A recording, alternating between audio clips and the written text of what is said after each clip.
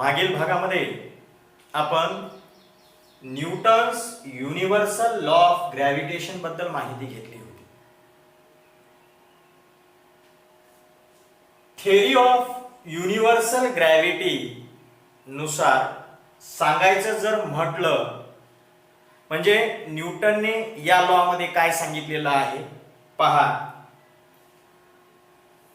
Every object in the universe attracts every other object with a definite force. विश्वातील कुठल्याही दोन वस्तूंमध्ये अशा प्रकारचं एक ठराविक फोर्स असतं. म्हणजे विश्वातील कुठलीही एक वस्तू दुसऱ्या वस्तूला स्वतःकडे अट्रॅक्ट करत असते आणि त्याच्यासाठी एक फोर्स लावते. या फोर्सलाच आपण ग्रॅव्हिटेशनल फोर्स असे म्हणतो. And this force is directly proportional to the product of the masses of the two objects. आणि या दोन वस्तूंमध्ये लागत असलेलं हे जे फोर्स आहे हे फोर्स त्या दोन वस्तूंच्या मासच्या प्रॉडक्टशी म्हणजे त्या दोन वस्तूंच्या मासच्या गुणाकाराशी डायरेक्टली प्रपोर्शनल असतं. And this force it is inversely proportional to the square of the distance between them. आणि हे फोर्स त्या दोन वस्तूंमध्ये जे काही डिस्टन्स आहे त्या डिस्टन्सच्या वर्गाशी इनव्हर्सली प्रपोर्शनल असतं म्हणजे व्यस्त प्रमाणात असतं. तर या पद्धतीने आपल्याला काय सांगता येतं या लॉवरून की विश्वातल्या कुठल्याही दोन वस्तूंमध्ये ग्रॅव्हिटेशनल फोर्स असतं आणि हे फोर्स त्या दोन वस्तूंच्या वस्तुमानाच्या गुणाकाराशी डायरेक्टली प्रपोर्शनल असतं. तर त्या दोन वस्तूंमध्ये जे अंतर आहे डिस्टन्स आहे त्याच्या वर्गाशी इनडायरेक्टली प्रपोर्शनल असतं म्हणजे इनव्हर्सली प्रपोर्शनल असतं. मग हेच हा जो लॉ आहे हा लॉ आपल्याला फॉर्म्युल्याच्या सहाय्याने या प्रकारे सांगता येतो. या ठिकाणी पहा F is directly proportional to m1 m2 and F is inversely proportional to the square of the distance. म्हणजे या ठिकाणी पहा की या दोन वस्तू आहेत. या दोन वस्तूंमध्ये ग्रॅव्हिटेशनल फोर्स कार्यरत. एक वस्तू दुसऱ्या वस्तूला स्वतःकडे अट्रॅक्ट करते म्हणजेच ग्रॅव्हिटेशनल फोर्स लावते. अर्थातच त्याच वेळी दुसरी वस्तू सुद्धा पहिल्या वस्तूवर ग्रॅव्हिटेशनल फोर्स ही लावत असते आणि ती तेवढंच ग्रॅव्हिटेशनल फोर्स लावत असते. मग आता या ठिकाणी लक्षात घ्या की हे ग्रॅव्हिटेशनल फोर्स लागतं किती तर या दोन वस्तूंचे जे मास आहेत m1 m2 हे जे मास आहेत या मासच्या गुणाकाराशी म्हणजे या मासच्या प्रॉडक्टशी हे फोर्स डायरेक्टली प्रपोर्शनल असतं. म्हणजे हे मास ज्या प्रमाणात वाढेल त्याच प्रमाणात हे फोर्स वाढतं. आणि या दोन वस्तूंमध्ये जे डिस्टन्स आहे त्या डिस्टन्सच्या वर्गाशी म्हणजे स्क्वेअर ऑफ द डिस्टन्स याच्याशी हे फोर्स इनव्हर्सली प्रपोर्शनल आहे म्हणजे व्यस्त प्रमाणात. म्हणजे जर डिस्टन्स वाढलं या दोन वस्तूंमधील डिस्टन्स वाढत गेलं तर दोन वस्तूंमधलं ग्रॅव्हिटेशनल फोर्स हे कमी होत जातं त्याच प्रमाणात. या फॉर्म्युल्यावरून आपल्याला हे सांगता येतं. हाच फॉर्म्युला आपण या पद्धतीने लिहू शकतो. जर हे प्रपोर्शनलचं चिन्ह काढून आपण इक्वलचं चिन्ह घेतलं तर या ठिकाणी आपल्याला समोरच्या संख्येमध्ये कॉन्स्टंट घ्यावा लागतो. या ठिकाणी जो हा कॉन्स्टंट घेतलेला आहे हा या प्रपोर्शनॅलिटीचा हा कॉन्स्टंट आहे. या कॉन्स्टंटला आपण युनिव्हर्सल ग्रॅव्हिटेशनल कॉन्स्टंट म्हणतो. आणि याची जी किंमत आहे, या जी ची जी किंमत आहे ती आपण 6.673 into 10⁻⁻11 Newton metre square per kilogram square हे सांगतो. पहा, हे आपल्याला इथे लक्षात येईल. इथे G is the gravitational constant of proportionality. It is called the universal gravitational constant. आता हे जे काही G आहे याची SI युनिट मध्ये व्हॅल्यू जी आहे ती किती आहे? 6.673 into 10⁻⁻11 Newton metre square per kilogram square. हे सर्व काही आपण मागील भागामध्ये पाहिलेलं आहे. या ठिकाणी लक्षात घ्या की जी ची जी ही किंमत आहे आणि हे जे युनिट आहे हे युनिट आलं कसं? हे युनिट आपण या पद्धतीने का घेतलं ते आपल्याला बोर्डवर पाहावं लागेल. ते आपण यानंतर बोर्डवर पाहूया. तर युनिव्हर्सल ग्रॅव्हिटेशनल कॉन्स्टंट याचं SI युनिट हे newton metre square per kilogram square हे कसं येतं ते आपण इथं पाहूया. ग्रॅव्हिटेशनल फोर्सचा formula F equal to G m1 m2 upon d square. मग या ठिकाणी आपल्याला या G चे SI unit newton metre square per kilogram square हे कसे निघते ते पाहायचे. हे ग्रॅव्हिटेशनल फोर्स मला सांगा या ठिकाणी डिव्हिजन मध्ये d स्क्वेअर आहे.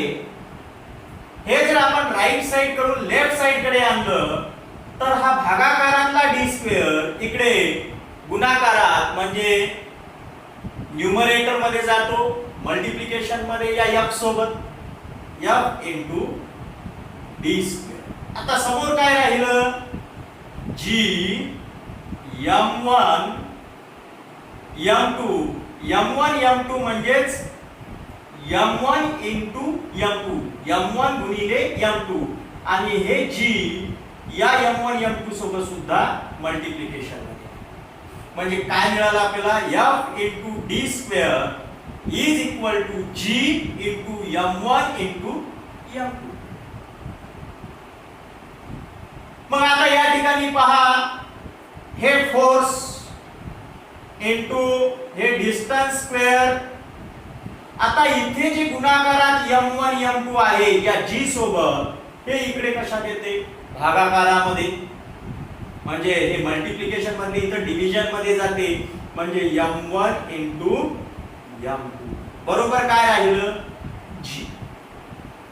यालाच आपण असंही लिहू शकतो G equal to F into d square upon m1 into m2.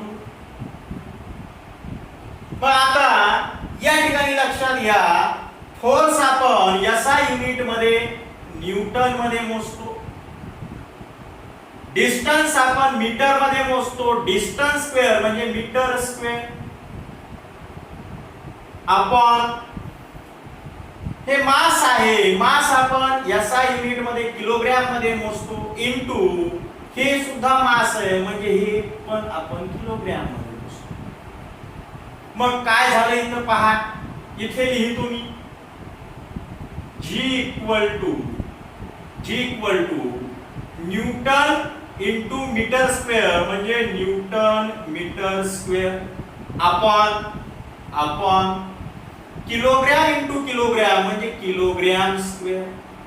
तर या पद्धतीने आपल्याला काय लक्षात येतं की gravitational constant universal gravitational constant याचा SI युनिट हे newton metre square per kilogram square आहे. यालाच आपण असंही लिहू शकतो G इक्वल टू हे न्यूटन मीटर स्क्वेअर, हे भागाकारातले किलोग्रॅम स्क्वेअर, याच्या सोबत जर गुणाकारात लिहिले तर किलोग्रॅम मायनस स्क्वेअर लिहावं लागतं. हे प्लस स्क्वेअरचे वर मायनस स्क्वेअर होतं. आणि या पद्धतीने हा सुद्धा आपल्याला फॉर्म्युला हा सुद्धा आपल्याला युनिट या पद्धतीने सुद्धा सांगता येईल. एक तर newton metre square per kilogram square सांगा किंवा newton metre square kilogram minus square, दोन्हीचाही अर्थ तोच. चला तर मग पुढील भाग आपण पाहू. यानंतर आपण uniform circular motion and magnitude of centripetal force याबद्दल माहिती घेणार आहोत. युनिफॉर्म सर्क्युलर मोशन म्हणजे एक समान वर्तुळाकार गती आणि मॅग्निट्यूड ऑफ सेंट्रिपिटल फोर्स म्हणजे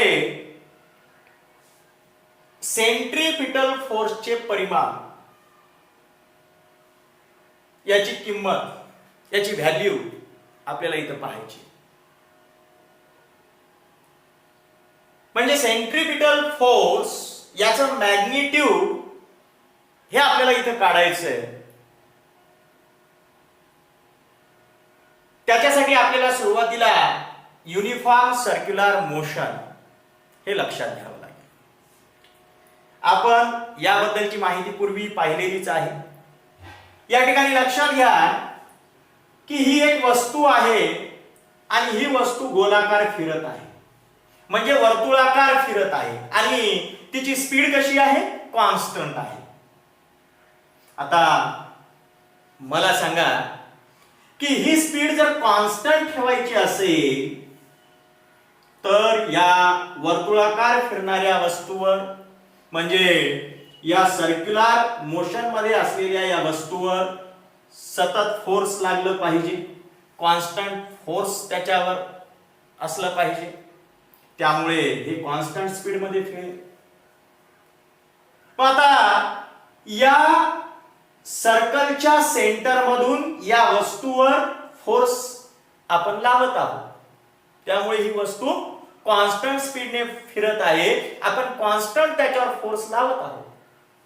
हे जे फोर्स लावत आहोत या सर्कलच्या सेंटर मधून लावत आहोत, या फोर्सला आपण कोणतं फोर्स म्हणतो? सेंट्रिपिटल फोर्स असे म्हणतो. तर या पद्धतीने हे जे काही फोर्स लागतं हे फोर्स सेंट्रिपिटल फोर्स आहे. आणि हे फोर्स किती लागतं त्या वस्तूवर हे आपल्याला पाहायचंय. पहा, या ठिकाणी लक्षात घ्या की या वस्तूचं जे मास आहे ते आपण गृहीत धरू m. m is the mass of that object.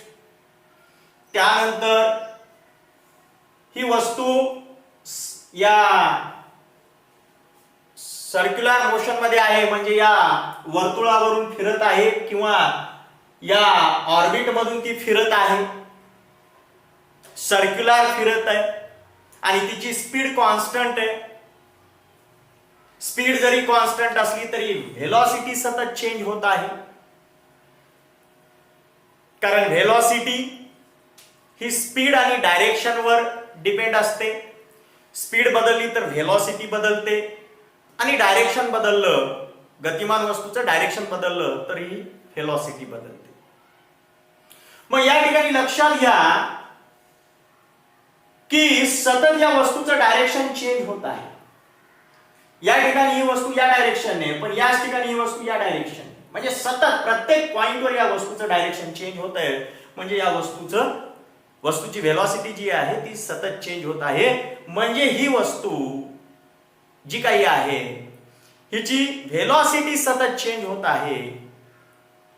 आणि जर व्हेलॉसिटी एखाद्या वस्तूची सतत चेंज होत असेल तर त्या वस्तूमध्ये ऍक्सलरेशन आहे असं आपण म्हणतो. आणि ऍक्सलरेशन साठी फोर्स आवश्यक असतो, जो फोर्स या सेंटर मधून लागत आहे.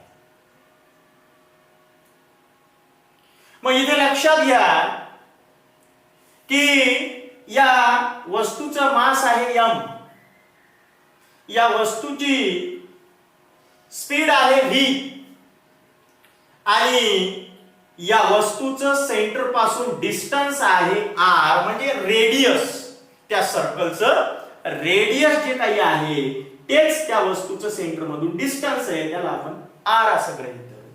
तर अशा वेळी आपल्याला हे सेंट्रीपिटल फोर्स या फॉर्म्युल्याने काढता येतं. कोणत्या फॉर्म्युल्याने? पहा, centripetal force is equal to mass of the object into square of the speed of that object or velocity of that object upon r, means radius of that circle. इथे लक्षात घ्या की सेंट्रीपिटल फोर्स काढण्याचा हा formula आहे. काय आहे? mv square upon r. m म्हणजे त्या वस्तूचं मास, v म्हणजे त्या वस्तूची स्पीड, आणि r म्हणजे त्या वस्तूचं सेंटर पासूनचं डिस्टन्स, म्हणजे radius of that circle. mv square upon r या फॉर्म्युल्याने आपल्याला सेंट्रीपिटल फोर्स काढता येतो.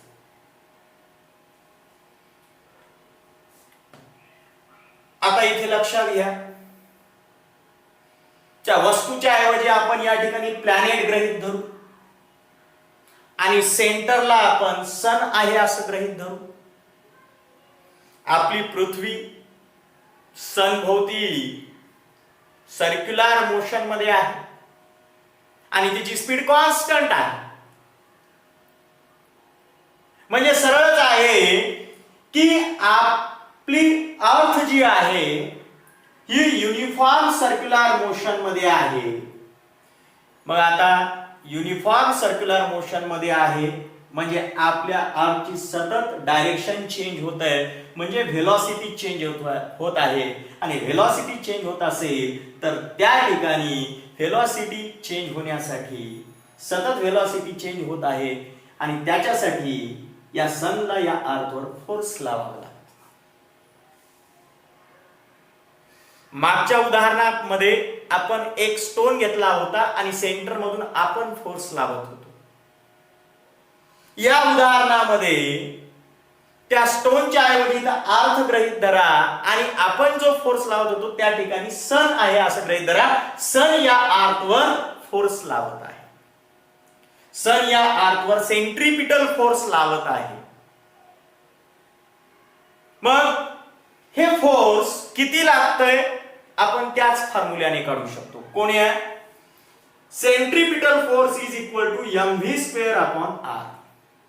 m म्हणजे या आपल्या अर्थचं मास, म्हणजे त्या प्लॅनेटचं मास. v म्हणजे या प्लॅनेटची व्हेलॉसिटी किंवा स्पीड इथं गृहीत धरा. म्हणजे मास आणि स्पीड अपॉन r म्हणजे सूर्यापासून पृथ्वीचं हे अंतर, रेडियस म्हणजे the distance of the earth from the sun. हा जो आपला प्लॅनेट आहे याच्यापासून सन पर्यंतचं डिस्टन्स म्हणजे ते झालं इथं रेडियस, ते आपण इथं लिहिलं. म्हणजे सेंट्रीपिटल फोर्स जो सन अर्थवर अप्लाय करत आहे तो आपण या फॉर्म्युल्याने काढू शकतो. F equal to mv square upon r. मग या ठिकाणी लक्षात घ्या की m हे त्या प्लॅनेटचं मास आहे, v त्या प्लॅनेटची स्पीड आहे आणि r हे त्या प्लॅनेटचं सन पासूनचं डिस्टन्स